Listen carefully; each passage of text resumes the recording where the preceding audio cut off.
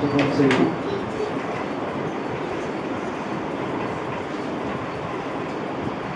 நிந்தனைகள் போராட்டம் வந்தும் நீதியின் தேவன் தாங்கினாரே. நிந்தனைகள் போராட்டம் வந்தும் நீதியின் தேவன் தாங்கினாரே.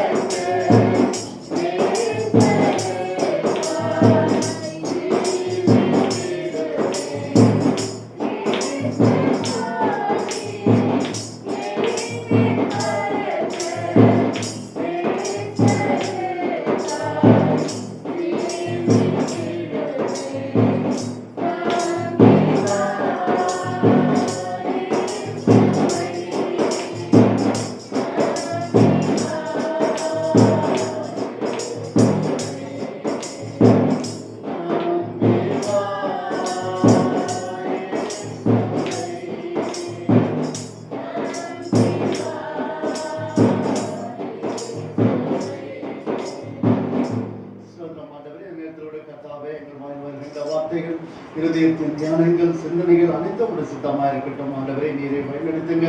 எங்களோடு இருந்து எங்களோடு இருந்து ஆண்டவரை எங்கள் வாயோடு பேசுங்க. நீரை ஒவ்வொன்றிலும் இருந்து ஆசீர்வதிங்க. துதி கன மகிமை எல்லாம் ஆண்டவரே இயேசு கிறிஸ்துவின் நாமத்தினாலே ஜெபிக்கிறோம் எங்கள் ஜீவனுள்ள நல்ல பிதாவே, ஆமென். கர்த்தருடைய பரிசுத்த நாமத்துக்கு ஸ்தோத்திரம். இந்த வாய்ப்பினை அளித்த நமது ஆயர் மற்றும் ஆயர் குடும்பத்தார் மற்றும் திருச்சபை யாவருக்கும் என் மனமார்ந்த நன்றியை தெரிவித்துக் கொள்கிறேன். இன்னைக்கு கொடுக்கப்பட்டுள்ள தலைப்பு என்னன்னு பார்த்தீங்கன்னா, இன்னைக்கு கொடுக்கப்பட்டுள்ள தலைப்பு என்ன சொல்லுங்க? ஆண்டவரை பற்றிய அச்சமே ஞானத்தின் தொடக்கம். அச்சம் அப்படின்னாலே அவங்க எல்லாருக்கும் தெரியும். என்ன பண்ணுவோம்? என்ன ஒரு இடம் போனால ஒரு மாதிரி நம்ம என்ன பண்ணுவோம்? அச்சம் வரும். அந்த அச்சம் என்றாலே நம்மளுக்குள்ள ஒரு சில நேரத்தில் நான் திகில்னு கூட சொல்லலாம், பயம் கூட சொல்லலாம். அந்த இடத்துல போனால் எனக்கு அச்சமாக இருக்குது, பயமாக இருக்குது, திகிலாக இருக்குது அப்படின்னு சொல்லலாம். ஆனால் ஆண்டவரோட இந்த அச்சம் என்னன்னு பார்த்தீங்கன்னா, ஒரு பக்தி வைராக்கியம் கலந்த ஒரு பயத்தோடு என்ன சொல்றது, ஆண்டவரோடு இணைகின்ற ஒரு இதுதான் வந்து அச்சம் அப்படின்னு நம்ம சொல்றோம்.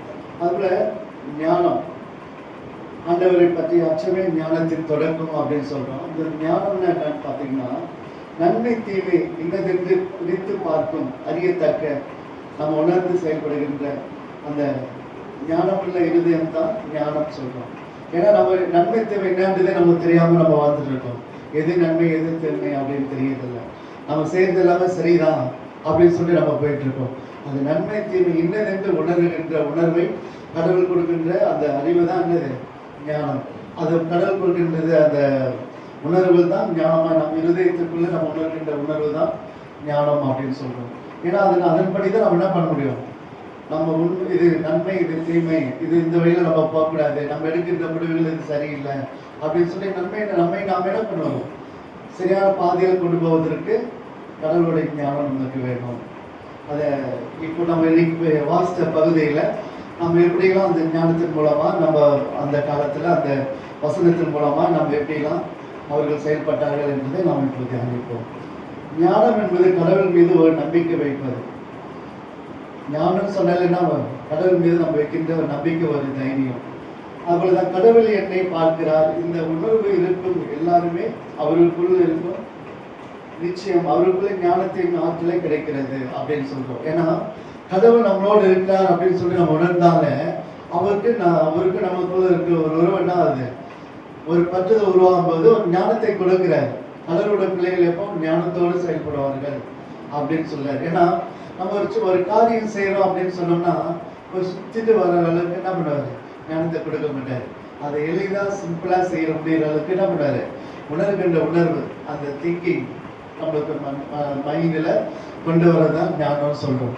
இப்போ நிறைய விஷயங்கள் பார்த்தீங்கன்னா, இப்போ சூப்பர் சிங்கர், நான் சினிமா பற்றி பேசணும்னு நினைக்காதீங்க. சூப்பர் சிங்கரு, அப்புறமா என்ன சொல்றாங்க, நிறைய காரியங்கள் ஒவ்வொரு இதெல்லாம் கொண்டு வரல. அப்போ வந்துட்டு ஒவ்வொரு நாளும் வந்துட்டு இந்த மாக்காப்பாவும் பிரியங்கா மட்டும் பேசிட்டு ஒவ்வொருத்தரையும் கூடும்போது அவங்களை மிகப்படுத்தி கூப்பிடுறது அப்படிலாம் பேசிட்டு டெய்லி அதே நம்ம பார்த்தீங்கன்னா போர் அடிச்சிடும். அதே அந்த கிரியேட்டர் அப்படின்னு சொல்லிட்டு தனியாக அதுக்குன்னு ஒரு டீம் இருக்குது. அந்த டீம் மூலமா ஒவ்வொரு வாரமும் எப்படிலாம் புதுசாக நம்ம கொண்டு வரலாம், எப்படிலாம் புதுசாக நம்ம கொண்டு வந்து மக்களை கவர முடியும், எப்படிலாம் நம்ம புதுசாக நம்ம செயல்படுத்த முடியும் அப்படின்னு சொல்லி அந்த கிரியேட்டர் மைண்டு கிரியேட்டர்னு சொல்லிட்டு ஒரு டீமே இருக்குது. அப்போ அந்த கிரியேட்டர்னா என்ன, அது ஒவ்வொரு நாளும் வித்தியாசமா நம்ம செயல்படுத்தணும் அப்படின்னு சொல்லிட்டு என்ன பண்ணாங்க, அதை உணர்கின்ற உணர்வு, அந்த அறிவு, அந்த கொடுக்கின்ற அந்த உணர்வு தான் ஞானம், கடவுள் கொடுக்கின்ற ஞானம். அதுபோல ஒரு சாதாரண ஒரு டிவிலேயே நம்ம அந்த அளவு பண்ணும்போது கடவுள் உணர்கிற போது நம்மளுக்கு கடவுள் எப்படியாப்பட்ட ஞானத்தை கொடுத்துருப்பாரு. அப்போ நம்ம இதெல்லாம் எதற்காக நான் அதை சொல்றேன்னா, ஞானத்தை நாட்கள் கிடைக்கிறது அது கர்த்தருக்கு அந்த வசனத்தை நம்ம உணரணும். ஒரு வசனத்தை நம்ம படிக்கும்போது அந்த வசனம் பல விதமான உணர்வுகள் உங்களுக்கு கொடுப்பாரு ஆண்டவர். அந்த வசனத்தின் மூலமா நிறைய அதாவது ஒரு வசனத்தை வச்சு ஒவ்வொருத்தரும் ஒவ்வொரு விதமா பேசுவாங்க. அது ஞானம், கடவுள் கொடுக்கின்ற ஞானம். இப்போ நான் கூட ஸ்டார்டிங்ல சில நேரங்களில் சொல்லுவேன், கடவுள் கொடுக்கின்ற அந்த ஞானத்தின் மூலமா உங்களோட நான் தியானத்தை முடிக்க ஆசைப்படுகிறேன் அப்படின்னு. அதான் ஒவ்வொருத்தருக்கும் ஒவ்வொரு ஞானம். ஒரு சின்ன ஒரு டைம் ஏன்னா ஒரு அன்பன் ஒருத்தர் என்ன பண்ணாரா, வாழ்க்கையை விரக்தி ஆகி சோர்ந்து போயிட்டு அப்படியே அந்த போற பாதையிலே அப்படியே போயிட்டே இருந்தாங்க. சில பேர் என்ன பண்ணுவாங்க, தண்ணியே வெறுத்து என்ன பண்ணுவாங்க, இப்போ நிறைய ஐடி கம்பெனிலாம் சிலதான் இப்போ மூடிட்டு வராங்க. ஒரு சில பேர் என்ன பண்றாங்க, ரோட்ல நின்று மாதிரி நின்றுறாங்க. தண்ணியை வெறுத்து போய் என்ன நடக்குதுன்னு தெரியாத அளவுக்கு தண்ணி வெறுத்து போயிட்டு ரோட்ல நடந்து போறோமா இல்லை வீட்டிலே இருக்கிறோமான்னு கூட தெரியாத அளவுக்கு நடந்து போறாங்க. அப்புறம் அன்பன் ஒருத்தர் என்ன பண்றாரு, தண்ணியை வெறுத்து போய் அப்படியே நடந்து அப்படியே போகும்போது காட்டுக்குள்ள போயிடாரு. காட்டுக்குள்ள போகும்போது ஒரு வயசானவர் ஒருத்தர் போய் பார்க்கும்போது அவரு சொல்றாரு, என்னப்பா இந்த நேரத்துல இப்படி காட்டுக்குள்ள வந்திருக்கேன் அப்படின்னா, என் வாழ்க்கையில் ரொம்ப விரக்தி அடைஞ்சிட்டேன், வாழ்க்கையை வாழ்றதுக்கு எனக்கு விருப்பமே இல்லை. நம்மள இப்படி என்ன பண்ணுவோம், சின்ன ஒரு வாழ்க்கையில நமக்கு நடக்கலன்னா என்ன பண்ணிடும், சோர்ந்து போயிடும். என்ன வாழ்க்கை வச்ச, எதுக்கு நம்ம வாழுறோம், வாழ்க்கை வாழ்ந்தோட நிம்மதியா போயிருது நல்லது அப்படின்னு கூட சில பேர் நம்ம சொல்றோம். வாழ்க்கை வாழ்றதுக்கு விரக்தி அடைஞ்சிடும். நம்ம என்னதான் நம்ம போராட்டம் பண்ணாலும் நம்ம ஒண்ணுமே பண்ண முடியலையே அப்படின்னு சொல்லிட்டு. அதுக்குள்ள இவ்வளவு என்ன பண்ணா, அந்த வயசானவர்கிட்ட சொல்றான், இவ்வளவு வாழ்க்கையை வெத்து போச்சு, எனக்கு வாழ்றது விருப்பமே இல்லை அப்படின்னு சொல்றீங்க. அப்ப இந்த வயசுல நீ இப்படிலாம் சொல்ற, வாலிப வயசுல சந்தோஷமா இருக்கிற வயசுல போயிட்டு இப்படிலாம் சொல்றீங்க அப்படின்னு சொல்லி இவன சொல்லணும். ஒரே ஒரு காரணம் மட்டும் சொல்லுங்க வாழறதுக்கு, அப்ப நான் என்ன பண்றேன், என்ன மாத்திக்கிறேன் அப்படின்னு சொல்றான். அப்ப என்ன பண்றாரு, வாப்பலான்னு சொல்ற உள்ள கூட்டிட்டு ஒரு இடத்துக்கு கூட்டு போறாரு. கூட்டு போகும்போது பார்த்தோம்னா அந்த சுத்தி ஒரு தட்டி மாதிரி போட்டு மேடை மாதிரி போட்டு அது மேல என்ன பண்றாரு, சுத்தி ஒரு பூந்தோட்டம் எல்லாம் வச்சிருக்காரு. அந்த பூந்தோட்டம் இருக்கிற இதுல பார்த்தோம்னா ஒரு குடியில மாதிரி செட் பண்ணி அதை மூஞ்செல்லாம் வச்சு உட்கார அளவுக்கு பண்ணியிருக்காரு. இவர் கூட்டு போயிட்டு உட்கார வச்சுட்டு சுத்தி என்ன இருக்குதுன்னு பார்த்தியான்னு கேட்டிருக்காரு. அப்போ சுத்தி என்ன இருக்குது, நல்லா பூக்கள் எல்லாம் இருக்குது, அழகா இருக்குது, மனம் வீசும்போது அது சந்தோஷமா இருக்குது, பார்க்கத்தே அழகா இருக்குது அப்படி. இதுக்கெல்லாம் சுத்தி அதுக்கு மேல நம்ம உட்காந்துருக்கும் போது என்னன்னு பார்த்தீங்கன்னா, இதெல்லாம் மூங்கில் மரம், மூங்கில் மரத்து நடுவில் நீங்க கூட ஒரு குடில் மாதிரி வச்சிருக்கீங்க, நல்லா இருக்கு, அழகா இருக்குது பார்க்கறதுக்கு அப்படின்னு. அப்பா அவர் சொன்னாரா, இது வெறும் மூங்கில் மரமும் சுத்தி இருக்கிற பூ செடியும் கிடையாது, இது நான் பல மாசங்களா இதுக்காக நான் போராடி செயல்பட்டு நான் அதை உருவாக்கி இருக்கேன். அந்த பூச்செடியும் அந்த மூங்கில் மரம் வந்திருக்கு, இது ரெண்டுமே ஒன்னா தான் நான் விதையை போட்டேன். விதையை போட்டதுல விடவிடான வளர்ந்தது எதுன்னு பார்த்தோன்னா அந்த பூச்செடிங்க தான். சுத்தி இந்த பூச்செடிங்கெல்லாம் வளர்ந்துச்சு. அப்புறமா அந்த மூங்கில் மரம் மட்டும் வளரவே இல்லை. 1 வாரம் ஆச்சு, 2 வாரம் ஆயிடுச்சு, 3 வாரம் ஆயிடுச்சு, அப்புறமா 2 மாசம் ஆயிடுச்சு, 3 மாசம் ஆயிடுச்சு. 90 நாள் ஆன பிறகுதான் ஒரு சின்னதா மஞ்சளா வெளியில நின்றுச்சு. ஆனா அதுக்காக நான் சோர்ந்து போல, கண்டிப்பா இது ஒரு நாளைக்கு முளைச்சு வரும் அப்படின்னு சொல்லி நான் எதிர்பார்த்துட்டு இருந்தேன். ஆனா அதுக்காக இது மட்டும் தான் வந்துச்சுன்னு சொல்லி நான் சந்தோஷப்படல. இதுவும் வளரணும்னு தான் நான் ஆசைப்பட்டேன். ஆனா இதுக்காக நான் ஒரு 90 நாள் காத்துட்டு இருக்கும்போது அந்த மூங்கில் மரம் கொஞ்சம், அந்த செடி கொஞ்சமா அந்த மஞ்சள் நிறத்துல வெளியில வந்தது. சரி இனி கொஞ்சம் கொஞ்சமா வந்துடும், சரி பரவாயில்ல வளரட்டும், கொஞ்சமா விட வளரட்டும், அந்த வளரப்ப நம்ம பார்த்துக்கலான்ட்டு நான் பொறுமையா இருந்தேன். ஆனா அது என்னாச்சு, அப்படியே கொஞ்சம் கொஞ்சமா அந்த இடத்துல அப்படியே கொஞ்சம் கொஞ்சமாக செடியாக வளர்ந்து என்னாச்சு, அப்படியே கொஞ்சம் கொஞ்சமாக வளர்ந்து இந்த பூச்செடி வந்ததை விட இந்த மூங்கில் மரம் என்னாச்சுன்னா கிடக்கிடான்னு வளர்ந்து பெருசாக வளர்ந்துச்சு. 2 வாரத்தில் என்னாச்சு, 1 அடி 2 அடின்னு சொல்லிட்டு வளர்ந்துட்டே வந்து என்னாச்சு, இப்போ குடியில் அளவுக்கு வந்து நிற்குது. பூச்செடி எப்படி இருக்குது, அப்படிதான் இருக்குது, சுற்றி நிற்குது. இப்போ நான் சொல்றதுல உங்களுக்கு ஏதாவது தோணுச்சா அப்படின்னு கேட்டேன். அப்போ வந்து அவர் சொன்னாரு, இதெல்லாம் ஒன்றுமே இல்லையா, நீங்க வளர்த்துருக்கீங்க அப்படின்னு. முயற்சி எடுத்திருக்கிறேன், மூங்கில போல வீரியமா வளர்ந்து விண்ணை தொற்றுருக்குது. அதை போலதான் நீனும் என்ன பண்ணும், மூங்கில் மரம் போல வளர்ந்து விண்ணை தொடரணும். அதுக்கு நீ என்ன பண்ணும், பொறுமையா காத்திருக்கணும். எத்தனைமே எல்லாமே எனக்கு கிடைக்கல அப்படின்னு சொல்லிட்டு வாழ்க்கையை வெறுத்துடக்கூடாது, பொறுமையா இருக்கணும். துன்பத்திலும் இன்பத்திலும் நீ நினைவில் கொள்ள வேண்டிய ஒரு உண்மையான விஷயம் பார்த்தீங்கன்னா, இந்த வாழ்க்கை நிரந்தரம் இல்லை, இந்த நிமிடம் நமக்கு நிரந்தரம் இல்லை அப்படின்னு நினைச்சுன்னா பண்ணோம். நம்ம சந்தோஷமா வாழ்க்கை வாழ்றதுக்கு என்ன வழி அப்படின்னு சொல்லி நம்ம என்ன பண்ணோம், ஒவ்வொரு நாளும் வந்து எப்படிலாம் நம்ம வாழ்க்கையில சந்தோஷமா வாழ முடியும் அப்படின்னு சொல்லி நீ நினைக்கணும். இந்த மூங்கில் மரமும் பூச்செடியும் நீ நினைச்சு பாரு. இதுக்காக நான் வாழ்க்கையை வெறுத்து போய் நான் விடல, நம்ம கஷ்டப்பட்டு நான் அது உரம் போட்டு களை பறிச்சு எல்லாமே 2த்துக்கும் ஒன்னா தான் பண்ணிட்டே வரேன். ஆனா இது வளர்ந்துட்டு வருது, இது காணாமே போயிருந்தது.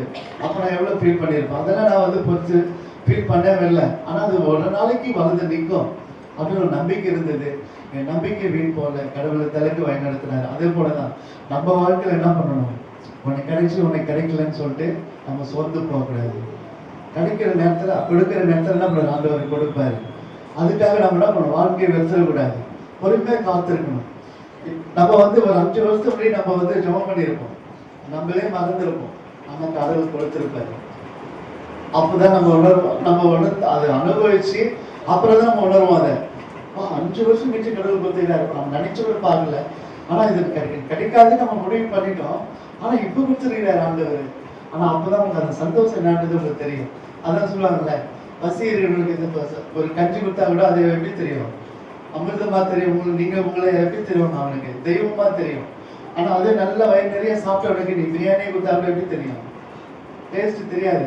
ஏதோ அவன்தான் வயிறு ஃபுல்லா நிறைஞ்சிருக்கிறான்ல, அப்ப அவனுக்கு என்ன கொடுத்தாலும் என்ன தெரியும், ஏதோ கொடுத்தாங்க கொஞ்சம் லைட்டா சாப்பிட்டுக்கலாம் அப்படின்னு சொல்லி சாப்பிடுவாங்க. அதுதான் கடவுளை ஏற்ற நேரத்துல ஏற்றது செய்ய சொன்ன கருத்தை. நிச்சயமாகவே நம்ம வாழ்க்கையில வந்து நம்ம பொறுமையா இருக்கணும் அப்படின்றதுக்காக தான் நான் சொல்றேன். அதே போல இப்ப நம்ம வாசித்த பகுதிகளோட பாத்தீங்கன்னா, நீதிமொழிகள் 15ஆம் அதிகாரம் 33 வாசிக்கல.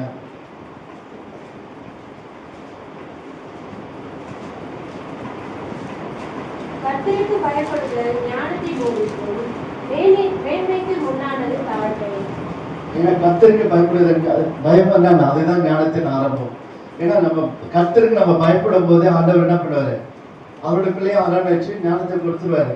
கொடுத்து நீங்க எப்படிலாம் செயல்பட வேண்டும் அப்படின்னு சொல்லிட்டு, அது போலதான் ஆண்டவர் நம்ம வாழ்க்கையில என்ன பண்ணணும், நம்ம செயல்படணும் அப்படின்னு சொல்லிட்டு நம்ம ஒவ்வொரு நாளும் என்ன பண்ணணும், ஜெபிக்கணும். அடுத்து பாத்தீங்கன்னா கடவுளின் வார்த்தையை புரிந்து கொள்வதுதான் ஞானம். அது நான் என்ன சொல்லிக்கிறேன், ஒவ்வொரு வார்த்தைக்கும் ஒவ்வொருத்தருக்கும் ஒவ்வொரு அர்த்தத்தை கடவுள் கொடுப்பாரு. அது போல இந்த வசனத்துக்கு இப்ப நான் இன்னைக்கு நான் இப்படி பேசுறேன், அது வேற திருச்சபையில் பார்த்தா வேற மாதிரி பேசுவாங்க. அதுக்குள்ள கடவுள் வந்து ஒரு வசனத்திலே பல பேருக்கு பல விதமா என்ன பண்ணுவாரு, உணர்வுகளை கொடுப்பாரு, தூண்டுதலை கொடுப்பாரு, இப்படிலாம் பேசணும்னு சொல்லிட்டு. அப்போ வந்து இது என்ன, கடவுள் கொடுக்கின்ற ஞானம். அது ஞானத்தை தரும் கர்த்தர் அப்படின்னு சொல்லிட்டு ஒரு தலைப்பை இன்னைக்கு நம்ம பார்ப்போம். கிபியோனிலே கர்த்தர் சாலமோனுக்கு ராத்திரியில சொப்பனத்தில் தரிசனமாகி என்ன கேட்டாருங்க. இப்ப நம்ம சொன்ன கதைக்கும் இதுக்கு நிறைய இருக்கு, அதனாலதான் தொடர்புக்காக அந்த ஒரு சின்ன காரியத்தை நான் சொன்னேன். நீ விரும்புகிறது என் நினைத்தல் கேள் என்றார். அதற்கு சாலமோன் என்ன பண்ணாரு, நம்மளே கேட்டோம்னா என்ன பண்ணிருப்போம், ஃபர்ஸ்ட் என்ன கேட்டிருப்போம், நம்ம ஒரு வீடு வேணும், ஒரு கார் வேணும் அப்படின்னு நம்ம என்ன ஆசைதான் மனுஷனுக்கு. பார்க்கறதெல்லாம் ஆசைப்படுறது, நம்மளுடைய கண்கள் பார்க்கறதெல்லாம் என்ன இச்சைதான், நம்மளுக்கு கண்கள் பார்த்ததுதான் நம்ம வேணும் தான் ஆசைப்படுறோம். ஏன்னா மனுஷனுக்கு எவ்வளவுதான் கொடுத்தாலும் ஆசை தெரியவே தெரியாது. இந்த மண்ணுக்குள் போற வரைக்கும் நம்ம ஆசை தெரியாது. அதாவது ஜென்ம சுபாவம் எல்லாருக்குமே, பொதுவாகவே உங்களுக்கும் எனக்கும் மட்டும் இல்லை, எல்லாருக்குமே நடக்கிற விஷயம் அது. ஏன்னா சைக்கிள் கிடைச்சா பைக்கு கிடைச்சா காருன்ற மாதிரி நமக்கு அடுத்து நம்ம போயிட்டே இருப்போம். கொடுத்ததே நம்ம நினைச்சு சந்தோஷப்படவே மாட்டோம். இது நீங்க எனக்கு கொடுத்துருக்கீங்க ஆண்டவரே, ரொம்ப சந்தோஷம் என் வாழ்க்கையில இது கொடுத்தது நான் மிகவும் மகிழ்ச்சி அடைகிறேன். நம்ம தெரியும், நம்ம சொல்லவும் மாட்டோம். அதுல இது கொடுத்துறீங்க, அது கொடுத்தா நல்லா இருக்கும். எப்படி அடுத்தடுத்து நம்ம அணுகிட்டே போவோம், அவர்கிட்ட கமிட்மெண்ட் கொடுத்துட்டே இருப்போம். அது போலதான் நம்ம வாழ்க்கையில இந்த ஆசைகள் தீராது. ஆனா சாலமோன் என்ன பண்ணாரு? தாவீதின் மகன், ஆண்டவரே, என் தகப்பனாகிய தாவீது என்னும் அடியான் உம்மை பற்றி உண்மையும் நீதியும் நேர்மையுமாய் உமக்கு முன்பாக நடந்தபடியே தேவரீர் அவர்களுக்கு பெரிய கிருபை செய்து அந்த பெரிய கிருபையை அவர்களுக்கு தந்து பின்னால இருக்கிறபடியே அவருடைய சிங்காசனத்தை வீட்டிருக்கிற ஒரு குமாரனையும் அவருக்கு தந்து. அவர் என்ன சொன்னாரு? அவரை நீங்க மட்டுமா எங்க தந்தை என்னுடைய அப்பாவை இவ்வளவு தூரம் நீங்க வழிநடத்துறீங்க, அவனுக்கு ஒரு மகனை கொடுத்து அவனுடைய சிங்காசனத்துல அமர்வதற்கு நீங்க வழி கொடுத்துருக்கீங்க. அதே போலதான் நானும் என்ன பண்றேன், என்னுடைய வாழ்க்கையில என் தகப்பனுக்கு கொடுத்தது போல எனக்கு கொடுங்கன்னு நான் கேட்கல. இவ்வளவு ஜனத்துக்கு என்னை அதிபதி ஆக்கியிருக்கீங்க, இவங்களை நான் எப்படி கொண்டு வர்றது, எப்படி ஆளுகை செய்யறது, எப்படி நியாயம் விசாரிக்கிறது, அதுக்கான ஞானத்தை எனக்கு கொடுங்க அப்படின்னு கேட்கும்போது ஆண்டவர் என்ன சொல்றாரு? மகிழ்ச்சி அடைகிறாரு. அது நம்ம கேட்கிறது கடவுளுக்கு ஏற்றதாக நம்ம இருக்கணும். வாழ்க்கையில ஆண்டவருடைய பார்வைக்கு உகந்த விண்ணப்பமா இருந்தது. அது எப்படி இருந்ததுன்னா, ஆண்டவருக்கு பார்வையில அது ரொம்ப உகந்ததா இருந்ததா. ஏன்னா அவன் பொண்ணும் பொருளும் கேட்கல. அடுத்த ராஜாவை நான் சண்டைப்படும் போது அவனுக்கு வீரத்தை கொடுன்னு கேட்கல. என்ன சொல்ல, எதுவுமே அவன் கேட்கல. மக்களை நான் நீதியோடு நேர்மையோடு நான் செயல்படுத்தணும், அதுக்கு எனக்கு என்ன ஞானத்தை கொடுங்க அப்படின்னு கேட்கும்போது ஆண்டவர் என்ன பண்ணாரு? ரொம்ப மகிழ்ச்சி அடைகிறாங்க. அது ஒரு சில திருச்சபையில ஒரு ஐக்கிய ஜபத்துல உபவாச ஜபத்துல ஒருத்தர் வந்து கேட்டாங்க, ஒவ்வொரு வாரமும் ஜபம் பண்ணும்போதுலாம் நீங்க ஜப குரூப் சொல்லுங்க சிஸ்டர், நீங்க ஜப குரூப் சொல்லுங்க சிஸ்டர்ன்னு சொல்லிட்டு அந்த கூடி இருக்கிற அந்த மகளிர் குழுவில கேட்டுட்டு இருக்கும்போது ஒருத்தர் சொன்னாங்களாம், எங்க மச்சனை வந்து என் மேல வந்து என்ன பண்ணும், பற்றுதல் வரணும், பாசம் வரணும், அதனால எனக்கு அது போல அவரோட மனசை மாத்தணும், அதுக்காக ஜெபம் பண்ணுங்க அப்படின்னா. அது ஆண்டவருக்கு விரோதமான ஒரு செயல் தானே. நம்ம கேட்கிறது கடவுளுக்கு உகந்ததா இருக்கணும். அதுதான் ஆண்டவர் சொல்ல, ஆண்டவரை பார்வைக்கு உகந்த விண்ணப்பமா இருக்கணும். நம்ம எல்லாமே நம்ம கேட்டாலும் உடனே கிடைச்சிடும் நம்ம எதிர்பார்க்கவே கூடாது. நம்ம கேட்கிறது ஆண்டவருக்கு உகந்ததா இருக்குதா, அப்பதான் அதை செய்வார். நீ கேட்டதுன்னா அவர் கொடுப்பாரு தான், ஆனா என்ன கொடுப்பாருன்றதை உணர்ந்துதான் அவர் தருவார். இந்த மகளுக்கு இது கொடுத்தா நல்லதா அப்படின்னு தான் கொடுப்பாரு. நீங்க கேட்கறது பெருசா கேட்டுருவீங்க, அதை நீங்க தாங்கி வழிநடத்த முடியாது. அப்ப அதை கேட்டுட்டு நீங்க கஷ்டப்படக்கூடாதுன்றதுக்காக என்ன பண்ணுவாரு? உனக்கு ஏற்ற மாதிரி கருத்தம் தருவார். அதுதான் ஏற்ற காலத்துல ஏற்றுதல் செய்வேன்னு சொன்ன கர்த்தர் உங்களுக்கு ஏற்ற காலத்துல ஏற்றுதல் செய்வார். அதனால நான் ஏற்கனவே உங்களுக்கு சாட்சி சொல்லியிருக்கேன். 4 வருஷமா எனக்கு குழந்தை இல்லை. நிறைய கடன், கிரெடிட் கார்டு, லோனு, அது இதுன்னு பண்ணி மேரேஜ் பண்ணிட்டேன். அந்த மேரேஜ்ல இருந்து அந்த லோன்ல இருந்து வெளியே கொடுத்துக்கு வழி இல்லை. 2 பக்கமும் கடன் தான். அவங்க சைட்ல கடன், என் சைட்ல கடன். வாங்குற சம்பளம் பத்தல. அப்போ என்ன பண்றதுன்னு தெரியல. எங்க ஒய்ஃபும் கன்ஃபார்ம் ஆகல. நானும் ஹாஸ்பிட்டல் சம்பளம் அவ்வளவு பெருசா அவனுக்கு கிடைக்காது. இது ரெண்டுத்தையுமே வச்சுட்டு என்ன பண்ண முடியாது, வீட்டு வாடகையும் கொடுக்க முடியாது. 1 மாசம் அப்பா அம்மாவோட இருந்தேன். அந்த 1 மாசம் என்ன ஆச்சு, குடும்பத்துல ஒரு சமாதானம் இல்லை. சரி, நான் தூரமா வந்துட்டு உங்களை நான் பாத்துக்கிறேன், எதுக்கு ஒன்னா வச்சுட்டு எல்லாம் மனஸ்தாபம் வரதோட நான் தூரமா வந்துட்டு உங்களை நான் பாத்துக்கிறேன்னு சொல்லிட்டு என்ன பண்ணேன், 1 மாசம் முன்னாடி நான் வெளியில வந்துட்டேன். ஏன்னா பிரச்சனைகளை பிரிவினை வரக்கூடாது அப்படின்னு சொல்லிட்டு. அப்போ வந்து வாடகையும் கொடுக்கணும், லோனும் கொடுக்கணும், கிரெடிட் கார்டும் கட்டணும். முடியல. டெய்லியும் தூங்கி என்ற உடனே யார் வருவா ஒரு பயம். டோரை தட்டால மனசுல திகில் அடிக்கும், படப்படப்பட அடிச்சிடும். தூங்கி எழுந்திரிக்கும் போது யார் இன்னைக்கு வந்து பணம் தெரியலையே, என்ன பதில் சொல்றதுன்னே தெரியலையே, கையில வேற காசு இல்லையே, அங்க காசு வருமா இங்க காசு வருமா அப்படின்னு சொல்லிட்டு ஒரே போராட்டம் வாழ்க்கையில. இந்த 4.5 வருஷமா போராடிட்டு இருக்கும்போது திடீர்னு வந்து என்னாச்சுங்க, ஒரு எல்லாமே முடிச்சுட்டு கொஞ்சமா எல்லாம் கடனை முடிச்சுட்டு நாங்க அப்பாட ஒரு நிம்மதியா வந்துட்டு இருக்கும்போது, ஆனா நிறைய பேர் சொல்லுவாங்க என் வாழ்க்கையில நான் வந்து ஒவ்வொரு வாரமும் டேட் ஆயிடுச்சுன்னு ஒவ்வொரு மாசமும் நாங்க பார்த்து வேதனைப்படுவோம். திடீர்னு நாங்க ஒரு 2-3 மாசம் நாங்க பார்க்கவே இல்லை பிரதர். திடீர்னு பார்த்தா குழந்தை நின்றுச்சு. கடவுள் பெரிய கிருபை தந்தார். அது எப்படி இவங்க பார்க்காம நம்ம மாசம் தான் 25 வந்துச்சு தேதி, டேட் ஆயிடுச்சா அப்படின்னு நம்ம பார்த்துட்டு இருப்போம். ஆனா எப்படி இப்போ வந்து இவங்க இப்படி சொல்றாங்க, போய் இவங்க சொல்றதுன்னா உண்மையா பொய்யானே தெரியல.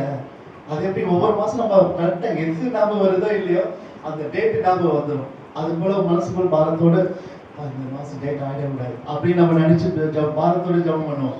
இந்த இந்த சந்தோஷமான கொடுங்க ஆண்டவரே அப்படின்னு சொல்லி நாங்கள் கேட்டுட்டு இருப்போம். எனக்கு சுற்றி என்ன சார் எந்த ஒரு சந்தோஷமும் இல்லை, இந்த சந்தோஷம் கொடுத்தீங்க நாங்கள் அதுலேயாச்சும் நாங்கள் சந்தோஷப்படுவோம் அப்படின்னு சொல்லிட்டு நாங்கள் கண்ணீரோடு நாங்கள் ஜெபிச்சுட்டு இருப்போம். அப்புறம் திடீர்னு பார்த்தீங்கன்னா ஒரு சொல்கிற மாதிரி 3-4 மாதம் முடிஞ்சிருக்குது. ஊத்துக்கோட்டையில் சேர ஆட்டோவில் ஒரு குடும்பமாக எங்கள் அப்பா அம்மா பாபுவோட ஒய்ஃப் எல்லாருமே இது ஷேர் ஆட்டோ ஊத்துக்கோட்டையில் ஒரு டெத்துக்கு போயிட்டு வந்தாங்க. நான் வந்து அப்போ ஆடிட்டிங்கு, ஏன்னா அந்த கேஷ்ன்றதுனால ரொம்ப அந்த நேரத்தில் வெளியில் வர முடியாது. ஒரு ஆஃபீஸில் விட லீவ் போட்டுடலாம்னு சொல்லலாம். கேஷ் இடும்போது நாங்கள் தான் அதோட ஹேண்டில். ஏதோ ஒரு மணி விட என்ன பண்ணுவாங்க எங்கள் மேலே ரெக்வயரி பண்ணுவாங்க. அது ஆடிட்டிங் போது பாம்பேலேருந்து வராங்க அப்படின்னு சொல்லிட்டு எப்பவுமே HSBC அப்படின்னாலே நான் தான் அங்கே நிற்கணும், வேறு வழியில் லீவ் போட முடியுதுன்னு சொல்லிட்டு நான் கூட்டிகிட்டு போயிட்டேன். போயிட்டு நைட்டு வரும்போது நைட்டு நான் வந்துட்டு அப்படியே வரல, நைட் 12 ஆயிடுச்சு. அப்புறமா வந்தாங்க, வந்து இவ்வளோ லேட் ஆகிடுச்சோன்னா அதுக்குள்ளே பஸ்ஸு கிடைக்கலங்க, எப்படி வருதுன்னு தெரியல, எல்லாம் நாங்கள் லேடிஸு அதெல்லாம் அடிச்சு பிடிச்சிட்டு வந்தேன். அவங்க அப்பாவும் எதுவும் தெரியல, அவரு கம்மி விட்டுட்டாரு அப்படின்னு. சரி பரவாயில்ல வந்துட்டீங்களா வாங்க அப்படின்னு. அப்புறம் நான் தூங்கி எழுந்திரிக்கும் போது எனக்கு 4 மாதம் ஆகிட்டு இருக்குது, நம்ம பார்க்கவே இல்லையே, உடனே ஓடி கார்டு வாங்கிட்டு பாசிட்டிவ். அப்படி ஒரு ஆனந்தமான ஒரு சந்தோஷம். ஏன் சொல்றேன்னா கடவுள் கொடுக்கும் போது தான் கொடுப்பாரு, அதுக்கேற்ற மாதிரி தான் வேண்டுதல் செய்வார்.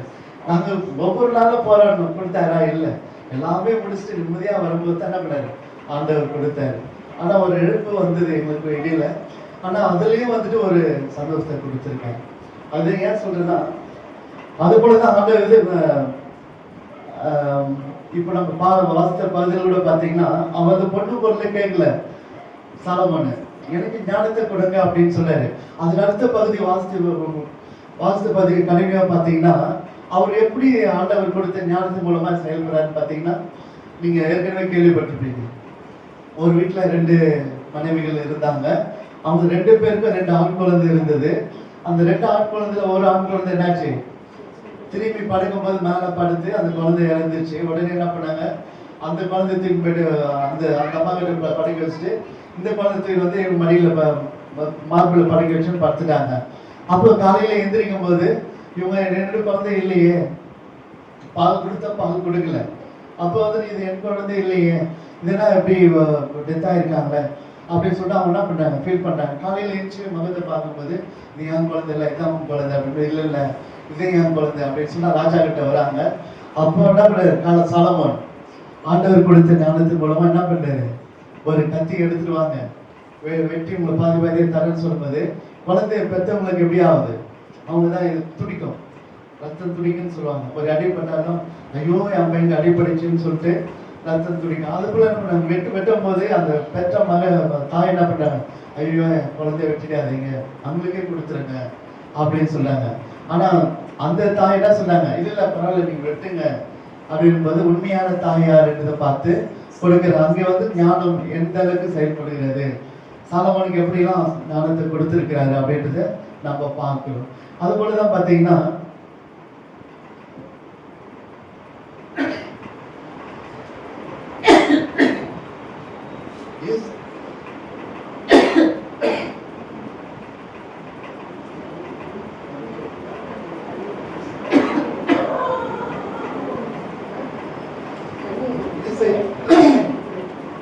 ஏசாயா 14ஆம் அதிகாரம் 12 வாசிக்கிறேன்.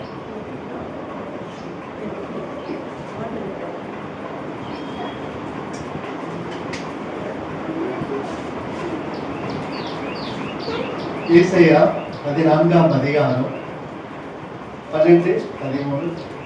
அதிகாரியின் மகனாகிய விடிவெளியே, நீ வானத்திலிருந்து விழுந்தாயே, ஜாதிகளை ஈனப்படுத்தினவரே, நீ தரையிலே விழ விட்டாயோ, நான் வானத்துக்கு ஏறுவேன், தேவனுடைய நட்சத்திரங்களுக்கு மேலாக என் சிங்காசனத்தை உயர்த்துவேன், வடபுறங்களில் உள்ள ஆராதனை கூட்டத்தின் பர்வதத்தில் வீற்றிருப்பேன் என்றும், நான் வேதங்களுக்கு மேலாக உன்னதங்களில் ஏறுவேன், உன்னதமானவருக்கு ஒப்பாவேன் என்றும் நீ உன் இருதயத்தில் சொன்னாயே.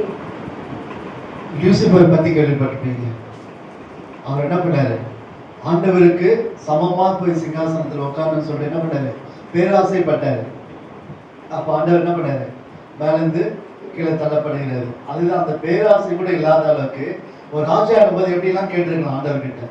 ரெண்டாவது தகப்பனுடைய ஆண்டவர் அப்படின்போது இன்னும் வல்லமை கடவுள் கொடுத்திருப்பாரு.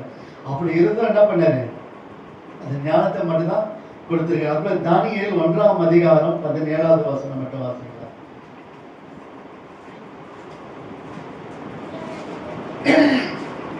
தானியேல் 1ஆம் அதிகாரம் 17வது வசனம். இந்த நாலு வாலிபருக்கு தேவன் சகல எழுத்திலும் ஞானத்திலும் அறிவையும் சம்பாத்தியத்தையும் கொடுத்தார்.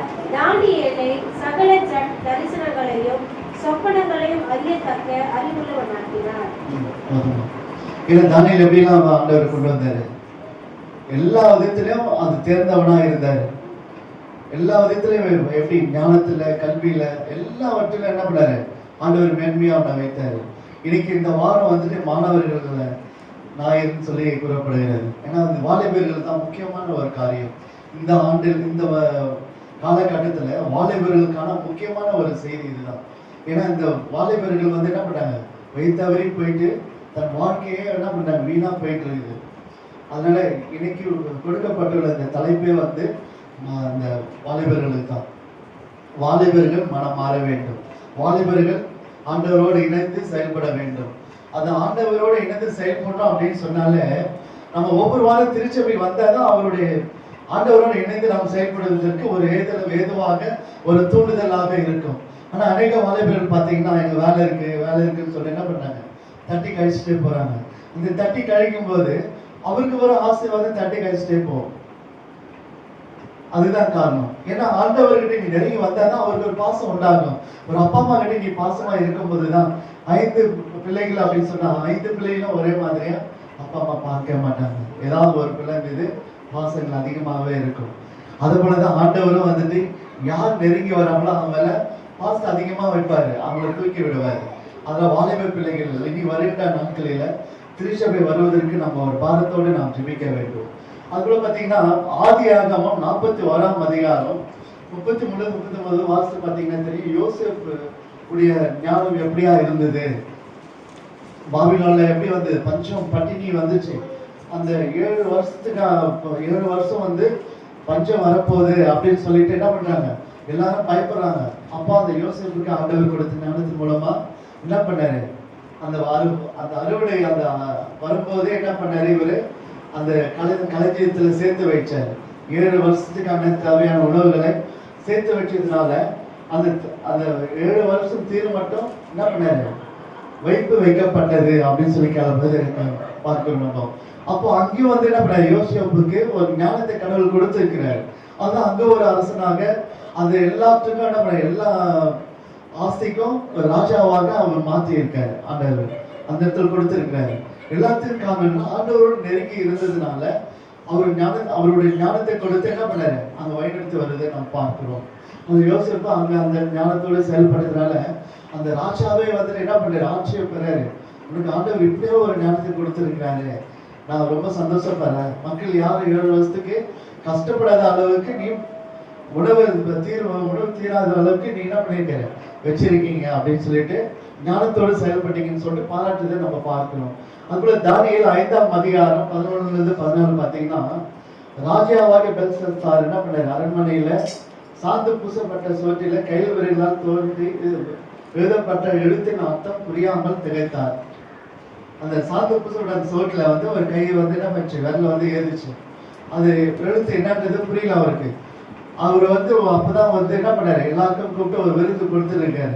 சந்தோஷமா பானத்தை குடிச்சிட்டு இருக்க நேரத்துல இப்படி ஒரு காரியம் வரும்போது அவர் திகைச்சு போய் என்ன பண்ணாரு, பயந்து போய் நிக்கிறாரு. அப்போ ஒரு ராஜாத்தி வந்து சொல்றாங்க, தானியேல் ஒரு வாலிபன் இருக்கான், அவருக்கு இந்த கடவுளுடைய ஞானம் இருக்குது, அவர் வந்து சொப்பனத்தை என்னன்றதை விளக்கமா சொல்லுவாரு, இந்த எழுத்து என்னன்றது அவர் வந்து சொல்லுவாரு, நீங்க அவரை கூப்பிடுங்க அப்படின்னு சொல்லி கூப்பிட்டு அங்க என்ன பண்றாங்க, அவரு அங்க ஆண்டவருடைய ஞானம் என்னன்றது அங்க விளங்குற அளவுக்கு தானியேலுக்கு அங்க எந்த அளவுக்கு அந்த ஞானம் இருக்குது அப்படின்னு சொல்லி ராஜா பாக்குறாரு. அப்ப அந்த விளக்கத்தை கொடுக்கும் போது தானியேல் என்ன பண்ணாங்க, அங்க ஆண்டவருடைய பிள்ளைன்றத ஒரு சாட்சியுள்ள மகனாக அங்கே காணப்படுகிறோம். அப்புறம் சாலமோன் தந்தைக்கு கீழ்ப்படைந்து நீதி செலுத்துகிறார். உலகின் மிக சிறந்த ஞானி யாருன்னு பார்த்தீங்கன்னா சாலமன் ராஜா அப்படின்றத ஒரு கடவுள் என்ன பண்ணாரு, உலகத்துல சிறந்த ராஜா யாருன்னு பார்த்தோம்னா ஞானி யாருன்னு பார்த்தோம்னா சாலமன் ராஜா. அவர் கேட்டதை விட அதிகப்படியான ஆசீர்வாதத்தை ஆண்டவர் என்ன பண்ணாரு, அவர் கொடுத்தாரு. அதான் என்ன பண்ணாரு, எல்லாவற்றில இருந்து என்ன பண்ணாரு, மேன்மையா வச்சாரு. அவர் எடுக்கின்ற காரியங்கள்லாம் வாய்க்க செய்தாரு. எங்கெல்லாம் படம் எடுத்து போறாரு அங்கெல்லாம் வந்து வெற்றி சிறந்ததுதான் விளங்கினாரு. அவர் எடுத்த எல்லா காரியங்களும் வாய்க்க செய்தாரு. ஒரு பெரிய ஆலயம் கட்டினாரு, அதை சுற்றி மதில் சுவரிட்டாரு. எல்லாவற்றையும் என்ன பண்ணாரு, நிர்ணய செய்வதற்கு ஆண்டவர் எல்லாவற்றிலும் கூட இருந்தாரு. ஆனால் என்ன பண்ணாரு, இப்ப கடைசி அந்த 14வது வசனம் வாசிங்க. உனக்குள்ளே தேவர்களின் ஆவி உண்டென்று வெளிச்சமும் முக்தியும் காணப்பட்டது என்று உன்னை குறித்து கேள்விப்பட்டேன்.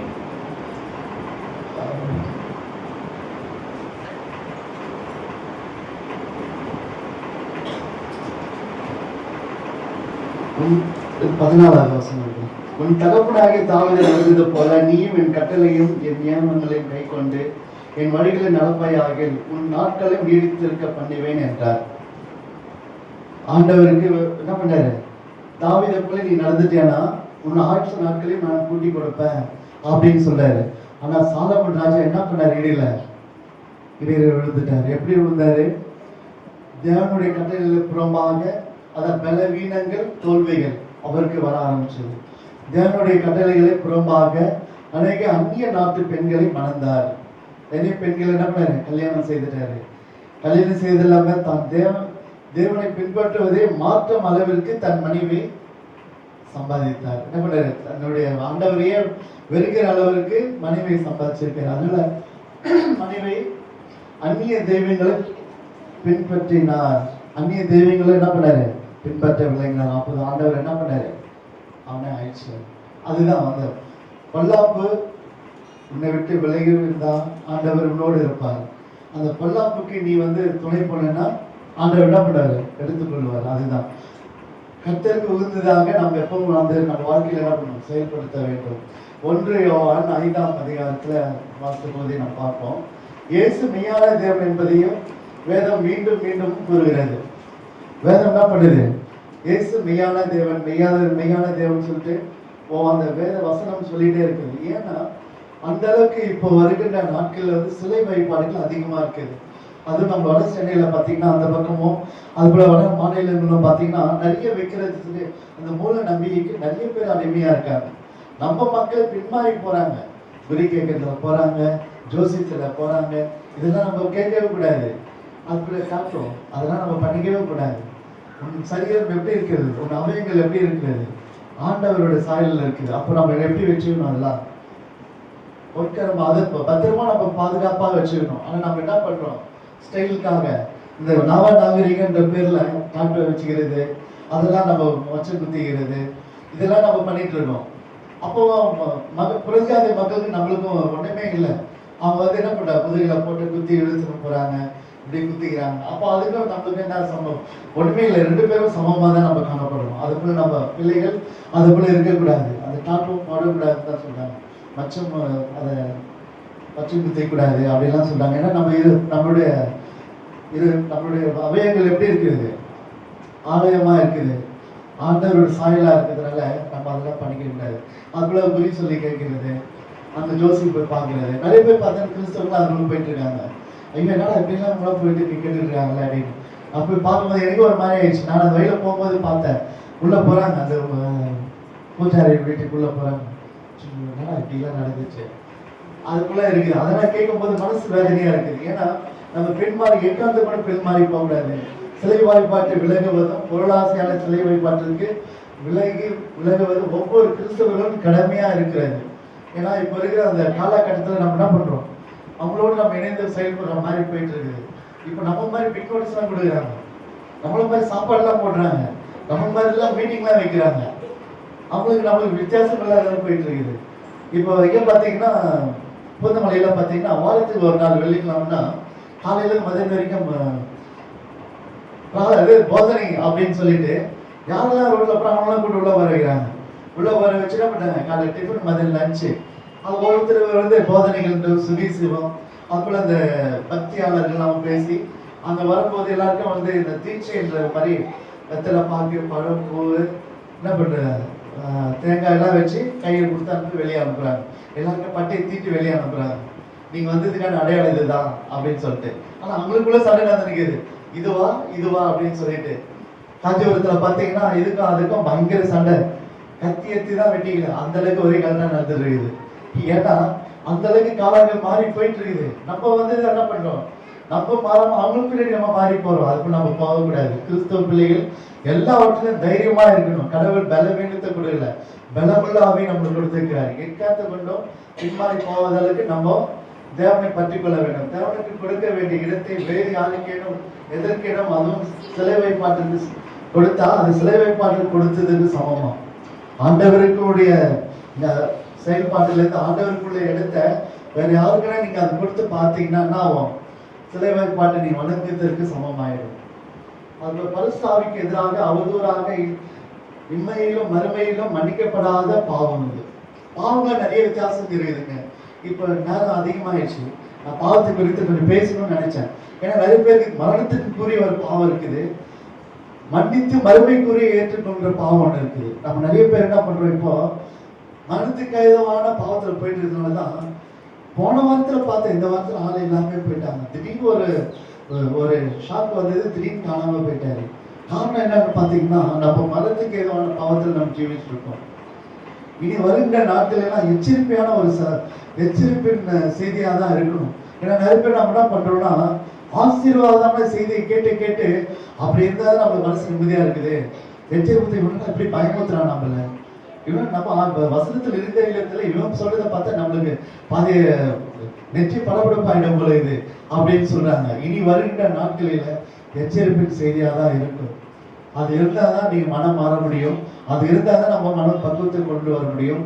மரணத்துக்கு ஏதவான பாவங்கள் செய்யாத அளவிற்கு, பாவங்கள்ல 2 பாவங்கள் இருக்கு. மரணத்துக்கு ஏதவான ஒரு பாவம், மன்னித்து மீண்டுமா ஏற்றுக்கொண்டு மீண்டுமா நம்ம செய்யாம அந்த பாவத்தை செய்யாத அளவுக்கு மன்னிப்பு கொடுத்து மீண்டுமா நம்ம வாழ்க்கைக்கு ஏதவான ஆசீர்வாதத்தை கொடுத்து வழிநடத்துகின்ற பாவமும் இருக்குது. ஆனா இந்த 2 பாவத்துக்கு நம்ம வந்து என்ன பண்ணணும், விலகி நிற்கணும். முதல்ல 2 விதமான மனிதர்கள்லாம் நம்ம வாழ்ந்துட்டு இருக்கோம். நித்திய ஜீவனை வணங்குகின்ற ஒரு மனிதர்கள், நித்திய ஜீவனை விட்டு விலகுகின்ற ஒரு மனிதர்களாக நம்ம வாழ்ந்து கொண்டிருக்கோம். இப்படியாக நம்ம இல்லாதபடி நம்ம என்ன பண்ணணும், ஆண்டவரை நம்ம பற்றி கொள்ள வேண்டும். கலாத்தியர் 6ஆம் அதிகாரம் 7வது வசனம், எது விதைக்கிறானோ அதையே அறுப்பான். அதான் வினை விதைத்தா வினை அறுப்பான், திணை விதைத்தா திணை அறுப்பான். உன் எண்ணங்கள் எப்படி இருக்குதோ அதுதான் ஆண்டவருடைய எண்ணங்கள். உன்னுடைய செயல்கள் எப்படி இருக்குதோ அதுதான் ஆண்டவருடைய செயல்கள். நீ மற்றவங்களை அழிப்பு நினைச்சா நீ அழிஞ்சு போயிடுவ. நீ மற்றவங்களுக்கு சாபத்தை கொடுத்தா உனக்கு அந்த சாபம் திருப்பி வரும். நான் தான் சொல்லியிருக்கேன் அடிக்கடிக்கு, உன்னோட வாயில வருகின்ற வார்த்தைகளுக்கு வல்லம் இருக்குது, உன் கரங்களுக்கு வல்லம் இருக்குது. எக்கந்த கொண்டு மண்ணால் நீ தூங்குறது, அப்படி நாசமா போறதுன்னு சொல்றது, கை நீட்டி சொல்றது, இதெல்லாம் நம்ம கிறிஸ்தவர்களுக்குள்ள இருக்கவே கூடாது. அதே போல வார்த்தையின் மூலமா நம்ம கோபத்துல கூட நம்ம பிள்ளைங்களை கூட நம்ம திட்டிடக்கூடாது. அது போல நம்ம வார்த்தைக்கு வல்லம் இருக்குது. அதனால நம்ம வந்து அதுதான் வசனமே இருக்குது. கலாத்தியர் 6ஆம் அதிகாரம் 7வது வசனம், எதை விதைக்கிறானோ அதையே அறுப்பான். ஆண்டவர் சொல்றாரு, வசனம் சொல்லுது. அப்ப நம்ம எந்த விட பயபக்தோட நம்ம பேசணும். அதுதான் பக்குவம். வேணும்னா ஞானம் நமக்கு வேணும். அந்த பக்குவத்தோட நம்ம பேசணும்னா ஞானம் நமக்கு வேணும். நம்ம கோபத்துல கூட நம்ம நாவை அன்னைக்கு பேசணும்னா நமக்கு ஞானம் வேணும். கடவுள் கூட நம்ம பேசணும், ஆண்டவரே என் கோபத்துல கூட நான் தவறா பேச விடாதுப்பா, எனக்கு நாவை அடக்குங்க. என்னோட வார்த்தைகள் யாரையும் வந்து பின்படுத்தக்கூடாது. என்னோட வார்த்தை மூலம் யாரும் கஷ்டப்படக்கூடாது. என் வாயில் வருகின்ற வார்த்தைக்கு வல்லமை இருக்குது, நான் உணர்றேன். ஆண்டவரே ஆசீர்வாதமா வார்த்தைகளாக நான் பேசணும் அப்படின்னு சொல்லி நம்ம என்ன பண்ணணும், ஒவ்வொரு நாளும் ஜெபிக்கணும். பிரசங்கி 11ஆம் அதிகாரம் 4வது வசனம் பார்த்தீங்கன்னா, காற்றை கவனிக்கிறவன் இதையும் விதைக்க மாட்டான். ஏன்னா மற்றவங்களை நீ பார்த்துட்டு இருக்கும் போது நீ எப்படி உன்னோட வாழ்க்கையை நீ வந்து சரியான செயல்படுத்த முடியும்? அவன் அப்படி பண்றான் இப்படி பண்றான் அப்படின்னு குற்றம் தான் பார்த்துட்டு இருப்பான். நான் ஏற்கனவே உங்களுக்கு ஒரு முறை சொல்லியிருப்பேன். ஒரு தெருவுல ஒரு முனிவரும் ஒரு விபச்சாரம் இருந்தாங்க. முனிவர் வந்து என்ன பண்ண, நரகத்துக்கு போயிட்டாரு. விபச்சாரம் எங்க போயிட்டாங்க, பரலோகம் போயிட்டாங்க. ஏன்னா விபச்சாரம் எத்தனை பேர் வரான்னு இவருக்கு கணக்கு எடுத்திருந்தாரு யாரு, முனிவர். ஆனா விபச்சாரம் என்ன பண்ணாங்க, நான் அந்த பாவம் செய்யறேன், இனி வருகின்ற நாட்கள்ல என்ன போல எந்த பெண்மணியும் பாதிக்க கூடாது ஆண்டவரே, என்னோட இந்த பாவம் என்னோட போயிட்டுன்னு சொல்லிட்டு ஒவ்வொரு நாளும் என்ன பண்ணாங்க, வேதனையோடு ஜெபிச்சுட்டு இருந்தாங்க, கேட்டுட்டு இருந்தாங்க. அதனால அவங்க என்ன பண்ணாங்க, பரலோக ராஜ்யத்துக்கு போனாங்க. ஏன்னா தான் செய்கின்ற பாவத்தை உணர்ந்து மன்னிப்பு கேட்கிறாங்க. இவர் என்ன பண்ணாரு? தான் செய்ய வேண்டிய காரியங்கள் என்ன, தனக்கு கொடுத்துள்ள கடமைகள் என்னன்னு கூட டோட்டலா மறந்துட்டு மற்றவங்களை பார்த்துட்டு இருந்தாரு. அப்புறம் வேலை இடத்துல கூட அப்படிதான், மற்றவங்களை புறம் கூறிட்டே இருப்பான், ஆனா இவன் வேலையை பார்க்க மாட்டான். அப்ப எப்படி நீ வாழ்க்கையில் முன்னேறி நீ போயிட்டே இருப்ப? அதுதான் நம்ம நிறைய பேர் நம்ம வாழ்க்கையில் நம்ம நாமே கற்றுக்கிறோம். அதுதான் இந்த வசனங்கள். காற்றை கவனிக்கிறவன் விதைக்க மாட்டான். காற்று எப்போ அந்த திசை திரும்பணும் பார்த்துட்டே இருப்பான். அது திசை திரும்பாது. அது போய் சுற்றி மறுபடியும் இந்த பக்கம் தான் அடிக்கும். ஒரு கேப் கூட மறுபடியும் சுற்றி வந்து அடிக்கும். நீங்க இப்படி பார்த்துட்டு என்ன பண்ண முடியும்? ஒண்ணுமே பண்ண முடியாது. சங்கீதம் 97:11 நீதிமானுக்காக வெளிச்சமும் செம்மையான இதயத்தாருக்காக மகிழ்ச்சியும் விதைக்கப்படுகிறது. நம்ம எப்படி இருக்கணும்? நீதிமானுக்காக வெளிச்சமும் செம்மையான இருதயத்திற்காக மகிழ்ச்சியும் விதைக்கப்படுகிறது. சங்கீதம் 97:11 நீங்க வாசித்து பார்த்தீங்கன்னா தெரியும். அப்போ நம்ம எப்படி இருக்கணும்? இந்த வசனத்தின்படி நம்ம என்ன பண்ணோம்? ஒவ்வொரு நாளும் தியானித்து அந்த மகிழ்ச்சியோடு நம்ம வாழணும் அப்படின்னு சொன்னா எப்படி இருக்கணும்? சங்கீதம் 97 இருதயத்திற்காக மகிழ்ச்சியும் விதைக்கப்படுகிறது அப்படின்னு சொல்லிட்டு இப்போ நம்ம சந்தோஷமா வாழ்வதற்கான வாழ்க்கையை நம்ம வாழ்ந்து நாம் காட்ட வேண்டும். நம்ம வந்து ஒரு உப்பாக ஒளியாக தீபமாக நாம் செயல்பட வேண்டும். மற்றவர்களுக்கு நம்ம வந்து எடுத்துக்காட்டாக வளர வேண்டும். ஒரு முன்மாதிரியாக நம்ம இருக்க வேண்டும். கர்த்தர் தாமே அனைத்து நிகழ்வுகளையும் ஆசீர்வதித்தவராக. ஆமென். ஜெபம் செய்வோம். அன்பின் பரலோக பிதாவே, இந்த நேரத்தில் கூட ஆண்டவரே இந்த அச்சத்தின் மூலமாய் ஆண்டவரே நாளம் எப்படி தொடங்கப்படுகிறது என்று நாங்கள் தியானித்தோம். அப்பா, அடினோடு நீ பேசினீர் என்று நான் விசுவாசிக்கிறேன் தகப்பனே. ஆண்டவரே நீதியால் மனதை திறந்தது போல ஆண்டவரே திருச்சபை மக்கள் ஒவ்வொரு மனதினை திறந்து ஆண்டவரே அவர்கள் மனதினை தொட்டிருப்பீர் என்று நாங்கள் விசுவாசிக்கிறோம். அப்பா, செய்தியை கேட்ட ஒவ்வொரு மனதினை தொடுங்க, அவர்களை ஆசீர்வதிங்க. அவர் மனதில் இருக்கின்ற பாரங்கள் எல்லாம் குறைந்து மனம் லேசாக மாறி உலகத்துக்குள் பிரவேசித்து கர்த்தரிடத்தில் ஆண்டவர் இம்மட்டமா எங்களை வழிநடத்தினார் என்ற ஒரு சாட்சியுள்ள மகளாக மாறி உலகத்துக்குள்ள பிரவேசிக்க எனக்கு கிருபைத்தாங்கப்பா. நான் திருச்சபைக்கு போனேன், செய்தியை கேட்டேன், ஆண்டவர் என்னை தொட்டாரு, ஆண்டவர் என்னை இப்படியா என்னை மன மகிழ்ச்சியா வழிநடத்தினாரு. சங்கீதம் 97:11 படி நான் மன மகிழ்ச்சியா இருக்கிறேன். இருதயத்தில் எந்த ஒரு போராட்டம் இல்லை, படப்படப்பு இல்லை, ஒரு பயம் இல்லை, ஒரு திகழ் இல்லை, நான் சந்தோஷமா வாழ்ந்துருக்கேன். கடவுளை ஆசீர்வதித்தார் என்று சொல்லி ஒவ்வொரு குடும்பமா வாழும்படியாய் நீ ஆசீர்வதிங்க. ஒவ்வொரு குடும்பமும் தன்னை பேர்பாக நீ ஆசீர்வதிங்க. ஆண்டவர் வந்திருக்கிற ஒவ்வொரு திருச்சபை மக்களையும் நீ ஆசீர்வதித்து வழிநடத்துங்க. வராத மக்களையும் நீ வருகின்ற நாட்களை கொண்டு வந்து சேருங்க. திருச்சபைக்கு வருவது நல்லது என்று ஒவ்வொருவரும் உணர்வுபடியாக நீ செய்யுங்க. திருச்சபை வந்தால் செய்தி இவ்வளோ லேட்டா போகுது அப்படின்னு சொன்னா அவங்களுக்கு ஆசீர்வாதம் லேட்டா கிடைக்கும்னு சொல்லிட்டு ஒவ்வொருவரும் உணர வேண்டும். ஆண்டவரே, அதே போல திருச்சபை வழிநடத்துகின்ற ஆயருக்காகவும் திருச்சபையில் குடும்பத்திற்காகவும் திருச்சபை ஆயரோட குடும்பத்திற்காகவும் அவர்களோட பிள்ளைகளுக்காகவும் பேர பிள்ளைகளுக்காகவும் நாம் ஜெபிக்கிறோம். அப்பா, அவர்கள் தேவைகள் எல்லாவற்றையும் நீ சந்திங்க. அவர்கள் உடல் பலத்தை சுடத்தை நீ தாங்க. இந்த திருச்சபை நன்மைப்புறாய் வழிநடத்துகின்ற ஐயாவுக்காக இன்னும் பூர்ண பலத்தின் சுகத்தை நீ கொடுத்து இந்த பகுதியில இன்னும் வல்லமையா எடுத்து அவர்கள் பயன்படுத்துங்க. இந்த மக்கள் அனைவரும் உன்னுடைய பிள்ளைகளாக மாற வேண்டும். அப்பா, இந்த இடத்துல எந்த ஒரு வெட்கம் பொறாமைகளோ தீய சக்திகளோ அண்டாதபடி ஆண்டவரே உடைய கல்வாரின் ரத்தத்தினாலே இந்த பகுதி முழுவதும் நீ பாதுகாத்துக் கொள்ளுங்க. இயேசு கிறிஸ்துவின் நாமத்தினாலே ஜெபிக்கிறோம். நீங்க ஜீவனுள்ள நல்ல பிதாவே. ஆமென்.